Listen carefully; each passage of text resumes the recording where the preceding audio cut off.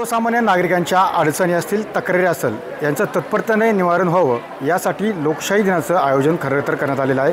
आपण सध्या खेड तालुक्यामध्ये आलो आहोत। आज तिसरा सोमवार आहे आणि तिसऱ्या सोमवारी तालुका स्तरावरती खरं तर लोकशाही दिनाचं जे आयोजन आहे ते खरं तर केलेलं आपल्याला पाहायला मिळतं आहे। खेड तालुक्यातील पाईट या ठिकाणी हा लोकशाही दिन खरं तर आयोजित केलेला पाहायला मिळतो। या ठिकाणी पाहतो की प्रत्येक विभागातील अधिकारी असतील, कर्मचारी असतील, या ठिकाणी आलेलं पाहायला मिळतं। आपल्यासोबत तहसीलदार आहेत।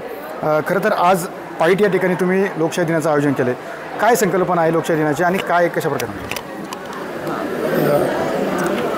तिसऱ्या महिन्याच्या तिसऱ्या सोमवारी लोकशाही दिनाचे आयोजन करण्यात येते।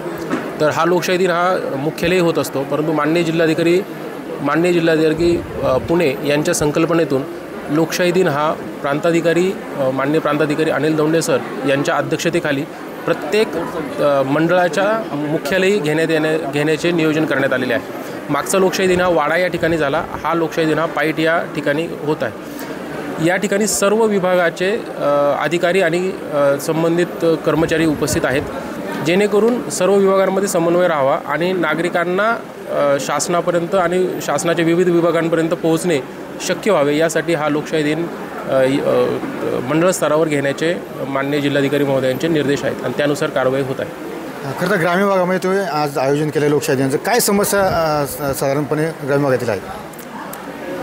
वेगवेगळ्या समस्या आहेत। काही ठिकाणी रस्ते खुले करून देणे, त्याची पानन रस्ते मोहीम जी शासनाने हाती घेतलेली आहे त्यामधून मोठ्या प्रमाणावर रस्ते खुले होत आहेत। तसेच काहींच्या कागदपत्रांच्या स्वरूपाच्या अडचणी आहेत, मोजणीच्या अडचणी आहेत, पाणी पुरवठ्याचा 1-2 अर्ज आहेत ज्यामध्ये टँकर सुरू व्हावं अशी मागणी आहे। त्याची आम्ही पाहणी करून आम्ही त्याचं लगेच हे करत आहोत। ते अर्ज आल्यानंतर तत्परतेने केव्हा त्यांची कारवाई केली जाते, त्यांच्या कधी अडचणी सोडवल्या जातात? आज दिवसभर आम्ही इथेच बसणार आहोत, त्यामुळे आजच शक्यतो त्या अर्जाचा निपटारा करण्याची आमची तयारी आहे। परंतु असं काही अर्ज असतात जे अर्धनिक कामकाजाशी संबंधित असतात, ज्यामध्ये सखोल चौकशी करणं आवश्यक असतं किंवा संक्षिप्त चौकशी करणं आवश्यक असतं।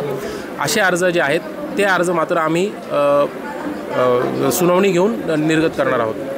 नक्की ज्या पद्धतीने पाहिलं की खरं तर लोकशाही दिन हा प्रत्येक मंडळ विभागामध्ये घेण्यात येतो आहे, कारण की ग्रामीण भागातील जनतेला त्यांच्या ज्या अडचणी आहेत, तक्रारी अर्ज आहेत, त्याच्यावरती कुठेतरी उपाययोजना व्हाव्यात हाच उद्देश ठेवून शासनाकडून हा उपक्रम राबवलेला गेलेला आपल्याला पाहायला मिळतं आहे। कॅमेरा अभिषेक सह मी सुनील दिघे, टीव्ही 9 मराठी, पाईट, पुणे।